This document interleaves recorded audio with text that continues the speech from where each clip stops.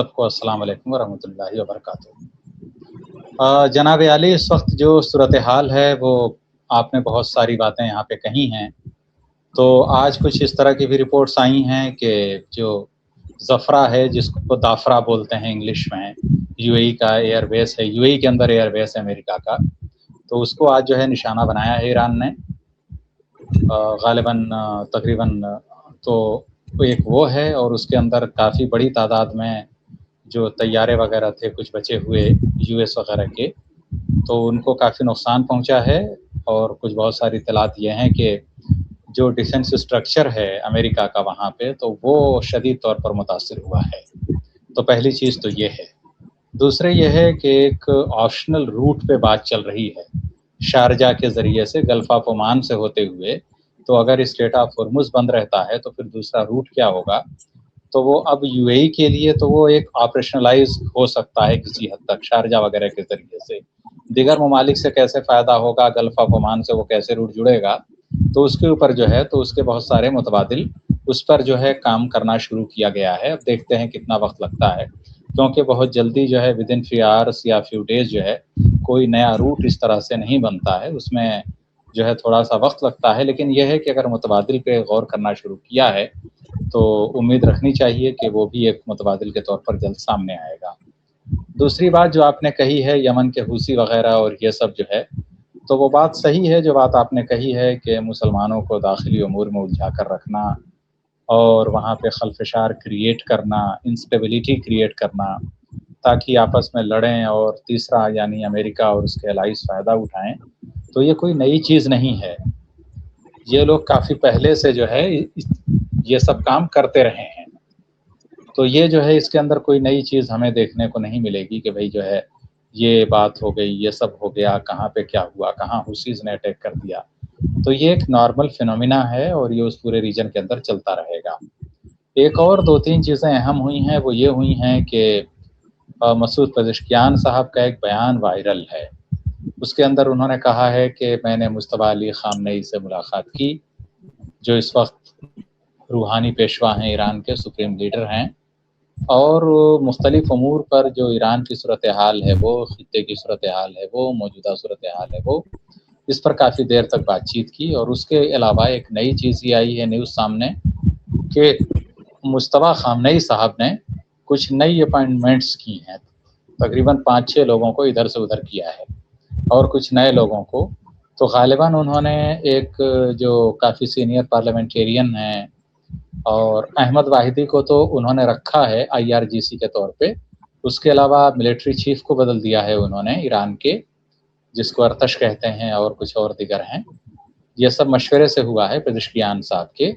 और उसके अलावा जो है 2-3 अपॉइंटमेंट्स और की हैं, और उन्होंने अपना एक रिप्रेजेंटेटिव जो है ईरान की नेशनल सुप्रीम सिक्योरिटी काउंसिल जो है, उसके अंदर जो पहले लारिजानी साहब थे, तो उसकी जगह एक और साहब आए हैं, पता नहीं मैं उनका नाम भूल रहा हूँ इस वक्त, तो उनको जो है उन्होंने अपना नुमाइंदा मुकर्रर किया है। उनका नाम मोहसिन रज़ाई साहब तो नहीं है अब्दुल भाई जी साहब? जी जी बिल्कुल बिल्कुल बिल्कुल, मोहसिन रज़ाई साहब, बिल्कुल सही बताया आपने। तो मोहसिन रज़ाई साहब जो है वो जो ईरान की सिक्योरिटी काउंसिल है, तो उसके अंदर वो नुमाइंदगी करेंगे मुस्तफ़ा ख़ामनेई साहब की। तो ये सारी चीज़ें ये बताती हैं कि जो वीडियो 2 रोज़ पहले वायरल हुआ था उनका, तो इसका मतलब कि वो न सिर्फ रुबे सेहत हैं, बल्कि वो पूरी तरह से दुरुस्त हैं, और तंदुरुस्त होने के अलावा वो इतने कैपेबल हैं कि ये नए अपॉइंटमेंट्स कर सकते हैं वो। तो आप बताइए कि किस तरह से उनकी ग्रिप जो है अभी भी हुकूमत पर किस कदर मजबूत है। तो ये सारी चीज़ें सामने आती हैं। तो कल तक जो मीडिया बताता था कि वो कहाँ हैं, छुपे हुए हैं, नज़र नहीं आते हैं, वहाँ पे डिवीज़न हो गया है, ईरान के अंदर कोई हुकूमत नहीं है, तो उसको एक तरह से जवाब मिला है। दूसरे ये है कि आप जानते हैं कि एक शख्सियत है, बहुत अजीम शख्सियत दुनिया की, जो हमेशा सच बोलती है और सच के अलावा कुछ नहीं बोलती है, समझ गए आप। तो उनका एक जो है सोशल मीडिया है जिसका नाम है डोनाल्ड जे ट्रम्प, तो वो जो है ट्रूथ सोशल करके, तो उस पे उन्होंने आज फिर लंबा चौड़ा जो है, क्योंकि आपको मालूम है मैंने कई बार बताया कि वो हमेशा सच बोलते हैं, सच के अलावा नहीं बोलते। तो उन्होंने बोला है कि एक बड़े ही लो लेवल पर ईरान के साथ बातचीत जारी है। तो एक ट्वीट आया उनका, और उसके बाद फिर अब्बास इराक़ची साहब उनका बयान आया। उन्होंने बोला कि हम अमेरिका के साथ किसी भी तरह के براہ راست مذاکرات میں شامل نہیں ہیں، یعنی ایران کی امریکہ کے ساتھ کوئی بھی ڈائریکٹ ٹاکس نہیں ہو رہی ہیں۔ تو اب دیکھ لیجئے کہ کون آدمی سچ بول رہا ہے کیا ہے۔ اس کی ایک پاسبلٹی ہو سکتی ہے کہ کچھ میڈیٹرز ہوں گے جو بات چیت کر رہے ہوں گے، اور ظاہر ہے کہ ہر ملک جو ہے اپنا ایک بات چیت کا راستہ تو کھلا رکھتا ہی ہے۔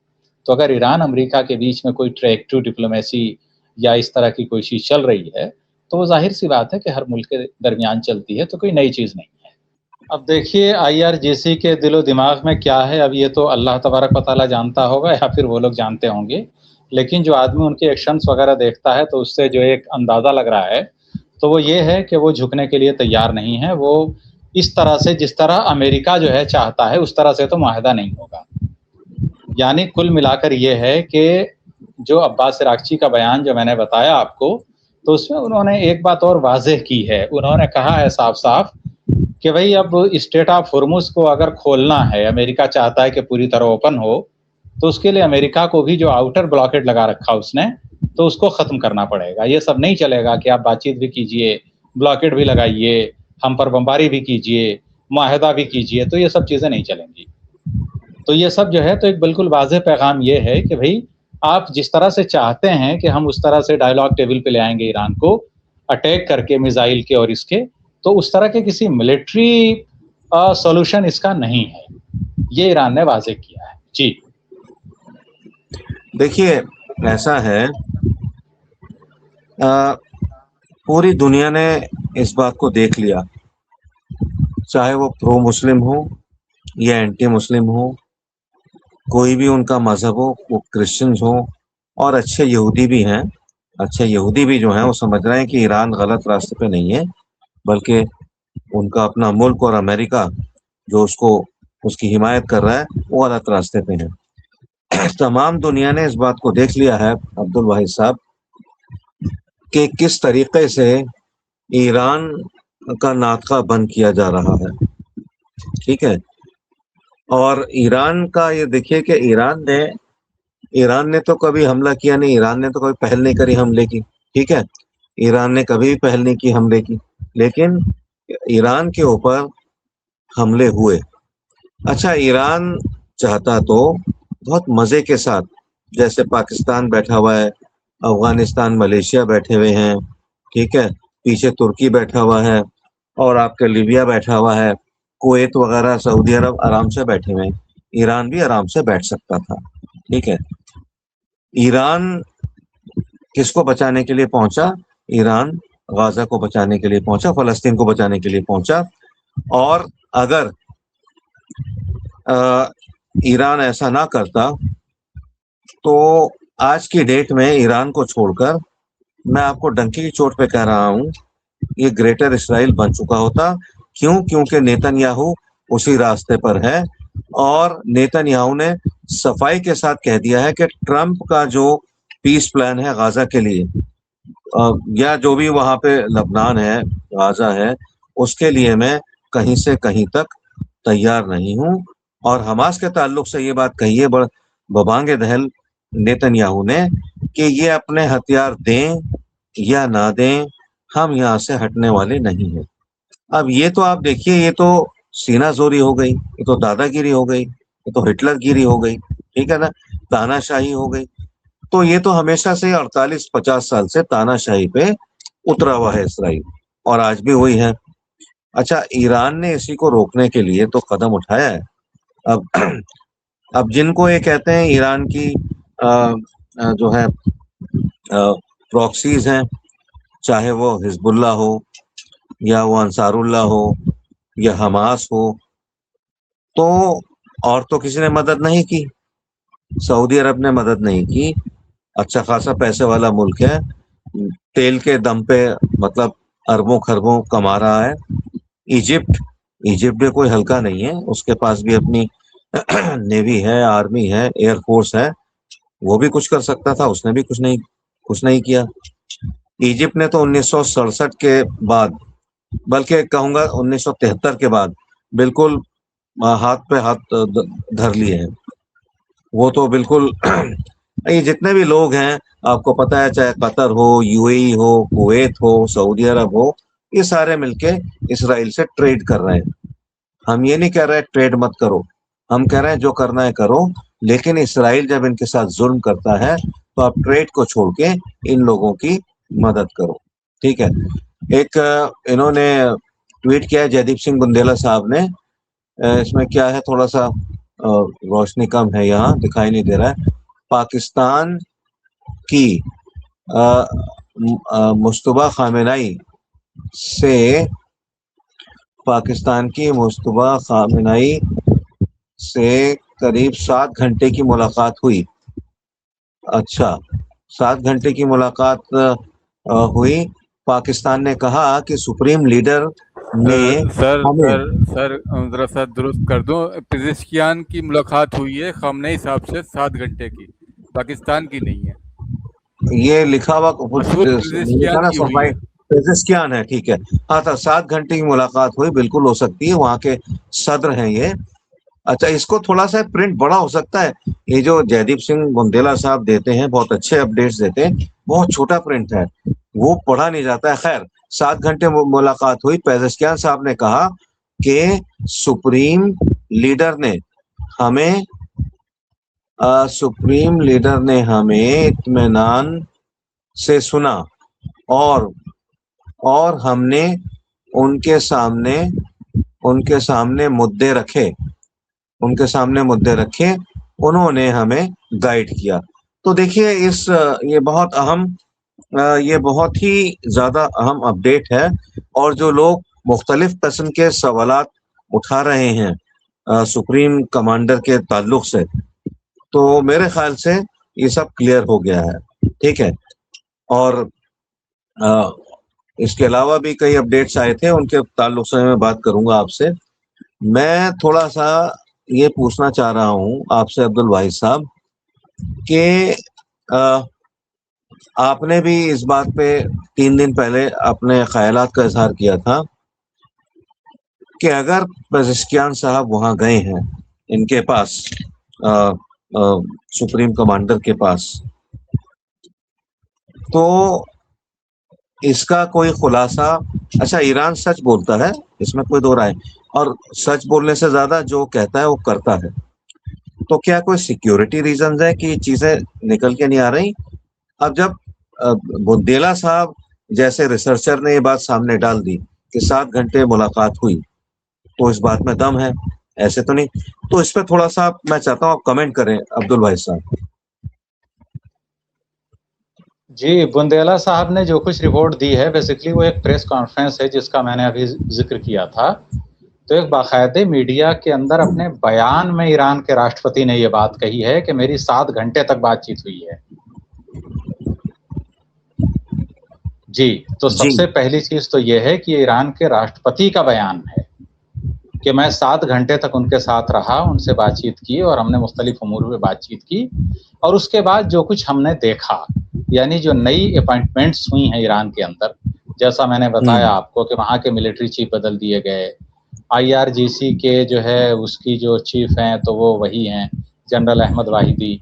اس کے علاوہ جو ہے وہ تھے، کیا نام تھا ان کا، جن کے بارے میں بتایا آپ نے ابھی، ان کا نام لیا تھا آپ نے، تو ان کو اپنا انہوں جی نے جی ایک ریپرزنٹیٹیو بنایا ہے. محسن رضائی. جی، محسن رضائی. اس کے علاوہ اور بھی ہیں کچھ لوگ ہیں، تو 2-3 اپائنٹمنٹس اور ہوئی ہیں. تو یہ ساری چیزیں، جی بسیجی جو ہے، بسیج کیا نام ہے اس کا، ایک فورس ہے وہاں کی. فورس کیا ہے، جی بیسیکلی جی سویلینس ہیں وہ. تو ایک سویلینس کی وہ ایک وہ ہے کہ جن پہ کلوز واچ رکھتی ہے وہ. تو وہ جو ہے سویلینس کا ہی ایک جو ہے، آپ مان لیجئے ایرانین گروپ ہے وہ. تو اس کے اندر پروفیسر، علماء کرام اور دوسرے دیگر لوگ ہوتے ہیں. تو وہ پبلک کے اندر رہ کر کے کام کرتی ہے. تو یہ بہت سارے جو ہے. تو آپ بتائیے کہ یہ اتنے میجر چینجز، کیا یہ پاسبل تھا کہ ایران کے پریزیڈنٹ کو کانفیڈنس میں لیے بغیر، ان سے رائے مشورہ کیے بغیر، کیا جو یہ سپریم لیڈر ہیں تو کیا یہ اپنے طرف سے فیصلہ کر دیتے؟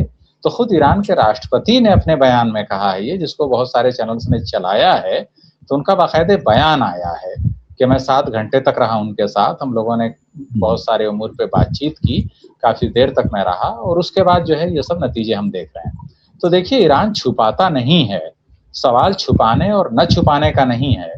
میرا سوال دوسرا ہے. میرا سوال یہ ہے کہ جو ہم چاہتے ہیں وہی جواب کیوں دے ایران؟ क्यों बताए हर बात? क्या ट्रंप बताते हैं हर बात? और कोई मुल्क क्या हर बात बताता है क्या अपना कि नहीं मैं इस टाइम यहाँ पे हूँ, इस टाइम यहाँ पे हूँ, इस टाइम यहाँ पे हूँ? क्या ईरान इस वक्त अमन के दौर में है या उस पर जंग चल रही है? तो अगर ईरान के अंदर जंग जारी है, ईरान जंग की हालत में है, तो क्या ईरान के राष्ट्रपति बताते फिरेंगे जी मैं इतने बज के इतने मिनट पर नाश्ता करूंगा, मैं फला रेस्टोरेंट में जाऊंगा, मेरी कार ये होगी, मेरे साथ इतने आदमी होंगे? वो क्यों बताएं? मेरा सवाल दूसरा है, जो लोग पूछते हैं कि भाई वो चीजों को छुपा रहे हैं, अगर छुपा रहे होते तो ईरान के राष्ट्रपति खुलेआम आकर के क्यों ये बात बताते? क्यों पूरे दुनिया के चैनल चला रहे हैं कि मैं 7 घंटे तक रहा उनके साथ, बहुत सारे इश्यूज पे बातचीत हुई, उन्होंने बाकायदे नाम गिनाए हैं। वो पूरा इंटरव्यू देखिए, यूट्यूब पे मौजूद है, बहुत सारे चैनल चला रहे हैं उसको 2-3 घंटे से, तो पूरा पेजेश्कियान साहब का बाकायदे बयान चल रहा है। तो ऐसा नहीं है कि ये कोई ब्रेकिंग न्यूज है, ये है अचानक आ गई है, राष्ट्रपति खुद बोल रहा है, डिस्क्लोज किया राष्ट्रपति ने।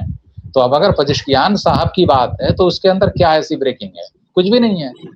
जब वहां का राष्ट्रपति खुद बोल रहा है कि मैं इतने घंटे मिला हूं, ये उन्होंने पूरी बात बताई है कि पूरे देश की हालत, खित्ते की हालत, सूरत हाल, माशी सूरत हाल, मिलिट्री पोजीशन, और जो है अवाम के अंदर क्या है, बेचैनी है नहीं है, क्या क्या इश्यूज हैं अवाम के, हुकूमत के क्या क्या इश्यूज हैं, सिविक इश्यूज तक पर बात हुई है। सिविक का मतलब जो हमारे यहाँ बल्दिया होता है, जैसे दिल्ली के अंदर है म्युनिसिपल कॉरपोरेशन ऑफ दिल्ली, तो इन छोटी छोटी बातों तक पर बातचीत हुई है। बताइए, तो 7 घंटे अगर किसी से बातचीत हुई है तो ये सारी, तो हर चीज पे बात की है उन्होंने, और उसके ऊपर फिर बाकायदे धीरे धीरे सारे फैसले आने शुरू हुए हैं।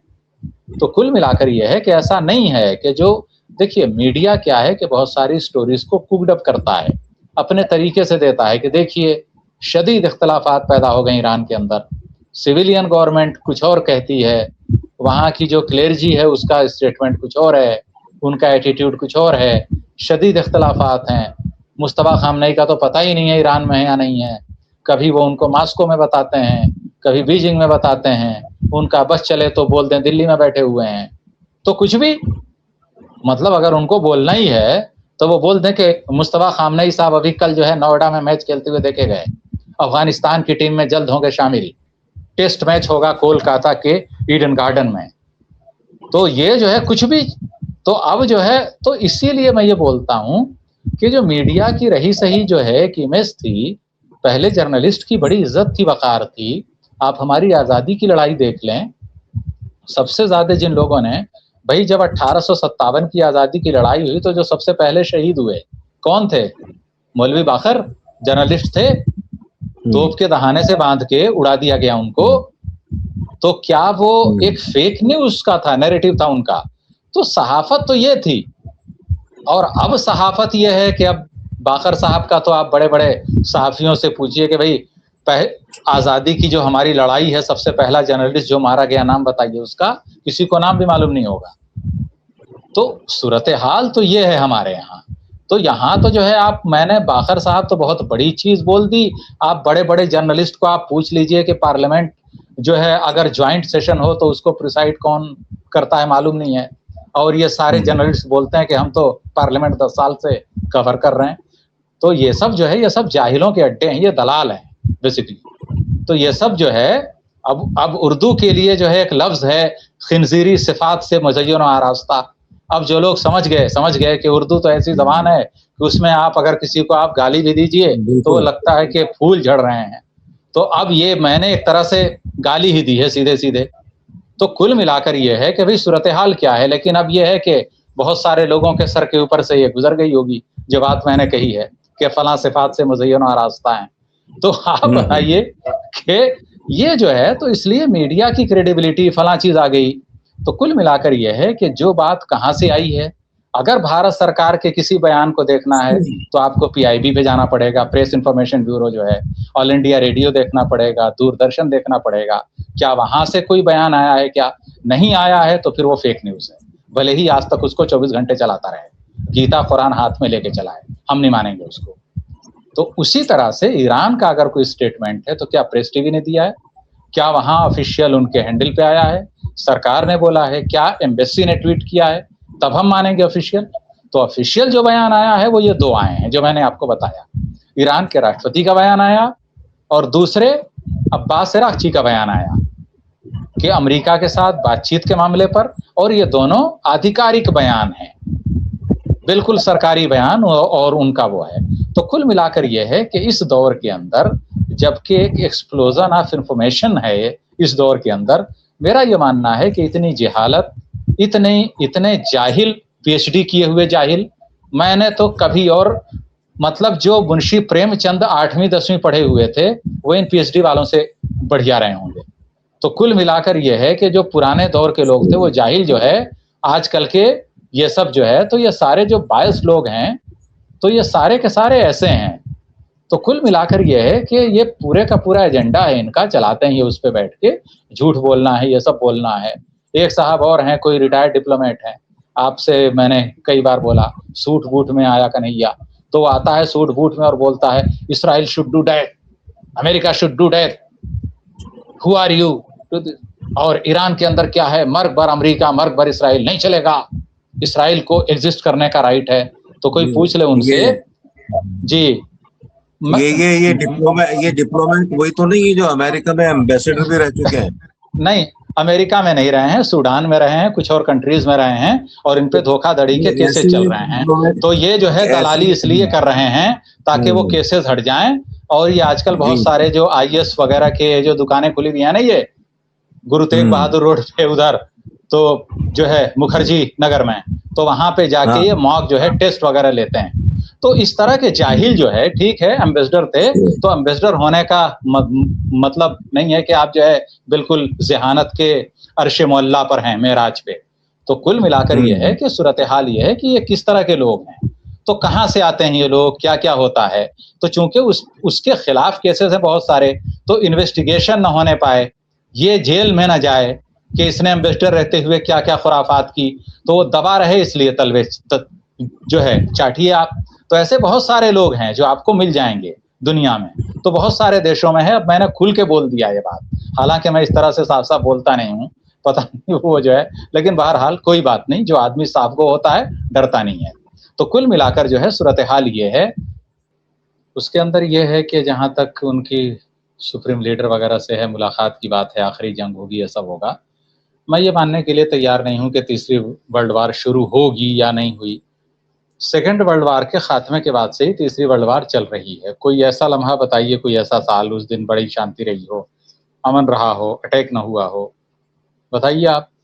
بھائی کیا جو ہے 35-40 ملکوں نے مل کر 90s میں عراق پہ اٹیک نہیں کیا تھا, ورلڈ وار نہیں تھی وہ. 40 ملکوں نے افغانستان پہ اٹیک کیا, تقریباً 10 سے 15-20 سال تک جو ہے وہاں پہ ملٹری رہی, ورلڈ وار نہیں تھی ہے. تو ہم ورلڈ وار اسے ہی مانتے ہیں جس میں بڑی بڑی شکتیاں, نیوکلیر پاورز وغیرہ یہ سب آ جائیں. تو بھئی یہ ساری ورلڈ وار چل رہی ہے, بلکہ چوتھی 5ویں ورلڈ وار ہے یہ. تو وہ جو ہے تیسری ورلڈ وار, چوتھی ورلڈ وار نہیں ہے, 5ویں 6ٹھی یا پھر 7ویں ہوگی جو اس وقت ہم دنیا کے اندر دیکھ رہے ہیں. سب سے پہلی چیز تو یہ ہے. دوسری بات یہ کہ بھئی ایران آخری جنگ لڑے گا اور یہ سب ہے.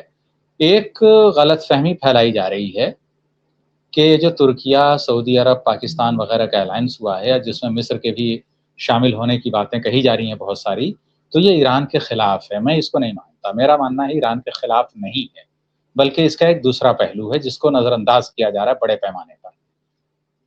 ایکچولی ہوا یہ ہے کہ جب سے ایران نے اپنا ڈیٹرنس شو کیا ہے, ایران نے دکھایا ہے, تب سے امریکہ کی چولیں ہل گئی ہیں.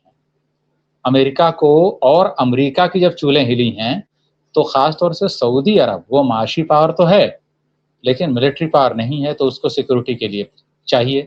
تو کیا وہ ایران کو رکھے گا اپنے ہاں سیکورٹی کے لیے؟ بالکل نہیں رکھے گا. کیوں؟ کیونکہ وہاں پہ مسلکی معاملہ ہے. تو پھر کون لوگ آئیں گے؟ سنی ورلڈ کے لوگ آئیں گے. تو اس نے اپنے جو ہے سیکورٹی کے لیے سب کیا ہے, ایران کے لیے نہیں ہے. سب سے پہلی چیز تو یہ. دوسری چیز یہ کہ اگر ایران کولیپس ہوتا ہے تو اس سے عربوں کو نقصان کیا ہوگا. تو اس کے بہت سارے آرٹیکلس آئے ہیں, اور جس کو جو ہے سب کو پڑھنا چاہیے. جیسے ہی آپ گوگل پہ جائیں گے, سرچ کریں گے, تو بہت ساری چیزیں اس کے اندر جو ہے ایک العربیہ ہے, اس کے علاوہ ایک سعودی گزٹ ہے. ان پر جو کچھ آرٹیکل پبلش ہوتے ہیں پڑھے جانے چاہیے. تو اس کے اندر کیا ہے، ایک بات کہی گئی ہے کہ ایران کے کولیپس کا یا ایران کے فال کا مطلب کیا ہوگا. تو فال آف تہران کا مطلب یہ ہوا، یعنی اگر تہران زوال پذیر ہوتا ہے، تہران سے مطلب ایران ہے، راجدھانی کا مطلب وہی ہوتا ہے، دلی کے زوال کا مطلب بھارت کا، ایسے ہی بغداد کا مطلب عراق کا. تو وہ جو ہے، تو اگر فال آف تہران ہوتا ہے تو کیا ہوگا؟ تو فال آف تہران سے کیا ہوگا؟ سب سے بڑی چیز، امریکہ کی دادا گیری جو ابھی تک صرف پیسے وصول کرتا تھا عربوں سے، وہی حالت ہوگی جو عراق کی ہے. جیسا آپ نے اپنے انٹروڈکٹری ریمارک میں کہا تھا کہ کئی مہینے سے وہ پوسٹ خالی تھی پردھان منتری کی، نوری المالکی اور یہ سارے لوگ تھے، جبکہ نوری المالکی کو لانے والا بھی جارج بش ہی تھا، George Bush junior, George Walker Bush تھا جس کا نام، جس کے اوپر جو ہے منتظر الزیدی نے جوتا پھینک کے مارا تھا. تو یہ سب جو ہے، تو شروع میں وہ ان کا ہی بندہ تھا، بٹھایا ہوا پپٹ تھا امریکہ کا، لیکن دھیرے دھیرے ریئلائز ہوا اور انہوں نے اپنی پیٹھ بنائی. تو مقتدیٰ صدر یا پھر دوسرے لوگ جو لوگ آئے، تو اس کے اندر بہت سارے لوگ آئے، سیستانی وغیرہ اور پھر لوگ، تو پھر وہ ایک دوسرا معاملہ ہو گیا. تو اب یہ 4-5 مہینے سے پوسٹ خالی تھی وزیر اعظم کی عراق کے. عراق کی حالت یہ ہے کہ وہاں کا 80% تیل جو کچھ ہوتا ہے اس کے سارے پیسے امریکہ رکھتا ہے، صرف 20% ان کو دیتا ہے. اور وہ بھی 20% کیسے آتے ہیں؟ وہی 20% ایسے آتے ہیں کہ عراق کے وہ سارے پیسے امریکہ کے بینک میں جاتے ہیں. عراقی گورنمنٹ بولتی ہے کہ ہمیں اتنے پیسے دے دیجیے جی جناب عالی، تو وہ امریکہ اس طرح سے ریلیز کرتا ہے. یعنی ایک طرح سے عراق کی گورنمنٹ اپنے ہی تیل کے لیے بھیک مانگتی ہے. تو کل ملا کر یہ ہے، تو فال آف تہران کا مطلب سیدھے سیدھے یہ ہوگا کہ ابھی تک تو کچھ % شیئر تھا امریکہ کا، یا کچھ جو عرب والے دیتے تھے اس کو جو ہے بے چونو چرا امریکہ کو مان لینا پڑتا تھا. بھی ٹھیک ہے، اتنے آپ نے دیے، تھینک یو ویری مچ. اس وقت کیا ہوگا کہ ان کے 80% ویلتھ پر امریکہ کا کنٹرول ہو جائے گا پورے کا پورا. تو کیا یہ عرب ممالک برداشت کریں گے اس کو؟ بالکل نہیں. ایران سے ان کو ایسا کوئی تھریٹ نہیں ہے. ایران اگر کولیپس نہ ہو تو ہم یہ بہت سارے پروپیگنڈا اسٹوری چلتی ہیں، اس میں پروپیگنڈا اسٹوری یہ بھی ہے کہ بھی عرب والے ایران کو دشمن مانتے ہیں. ایران کو دشمن مانتے ہیں، لیکن وہ ایک مسلکی اختلاف ہے. وہ ایسا نہیں ہے کہ ایسا دشمن مانتے ہیں کہ ایران آئے گا، ان کے پورے ٹریٹری لے لے گا، قبضہ کر لے گا. اس طرح کی نیریشنز، اس طرح کا پروپیگنڈا امریکہ نے پھیلایا ہے، لیکن عربوں نے کتنا مانا ہے؟ عربوں نے اس کو نہیں مانا ہے. عربوں کا ایک مسلکی اور نظریاتی اختلاف ہے. دوسرا، عرب جس سے ایران سے خائف رہتے ہیں وہ ہے جمہوریت، ڈیموکریٹک سسٹم. اسی لیے وہ سنی ورلڈ کے اندر سعودی عرب وغیرہ ڈیموکریٹک سسٹم کو فلرش نہیں ہونے دینا چاہتے. ان کو پتا ہے کہ اگر ڈیموکریسی آ گئی تو پھر وہاں کی ڈیموکریسی ہماری بات نہیں مانے گی. تو ڈیموکریسی کے نام پر اپنے ہی لوگوں کو بدل بدل کے بٹھا دیا جاتا ہے، جیسا کہ پاکستان میں ہے. چناؤ لوگوں نے دیا پی پی کو، مولانا فضل الرحمان کو، ان کو، اور جو ہے بیٹھا کون؟ انہی دونوں نے چونچو کا مربع بنا کے ایک راشٹرپتی بن گیا، ایک جو ہے پردھان منتری بن گیا، دوسرا کچھ اور بن گیا، تیسرا آزاد امیدوار تھا تو وہ گرہ منتری بن گیا وہاں کا. اور ایسے کر کے وہاں پہ چونچو کے مربع کی ایک گورنمنٹ چل رہی ہے، اور اصل چلانے والا واشنگٹن سے وہاں پہ ڈپلائے ہو چکا ہے عاصم منیر. تو کل ملا کے تو اس طرح کی ڈیموکریسی ہے جس سے الو بنایا جا رہا ہے پبلک کا کہ بھائی صاحب ڈیموکریسی ہے، دیکھ لیجیے الیکشن تو ہوا ہی ہے. تو کل ملا کر یہ ہے کہ صورتحال یہ ہے. تو ایران کے خلاف یہ الائنس نہیں ہے، یہ الائنس اپنے کو بچانے کے لیے ہے.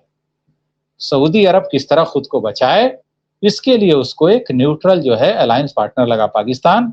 دوسرے ترکی کو بھی معلوم ہے کہ پاکستان، ایران اگر کولیپس ہوتا ہے تو پاکستان ٹارگٹ نہیں بنے گا اسرائیل امریکہ کا، اس کے فوراً بعد ترکی بنے گا ٹارگٹ، کیونکہ سیریا کے بعد جب وہ ملٹری گھسے گی تو پھر بارڈر یہ ہے، تو ان کو بھی اپنی بچانی ہے جان. اور دوسرے عرب اس لیے ڈرے ہوئے ہیں اسرائیل وغیرہ سے کہ اس نے قطر پر اٹیک کر چکا ہے اسرائیل.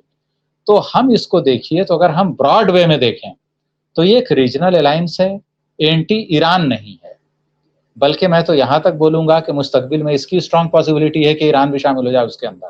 تو ابھی آپ دیکھیے مصر بھی شامل ہوگا، اور دھیرے دھیرے اگر وہ چیز بنتی ہے تو مجھے لگتا ہے کہ ایران بھی شامل ہوگا، کیونکہ ایران نے کبھی نہیں بولا ہے کہ مجھے ٹیک اوور کرنا ہے. اگر ایران آج چاہے تو 10 منٹ کا کھیل ہے، بحرین وغیرہ سب لینا، کویت کیا ہے، لیکن ایران نے لیا.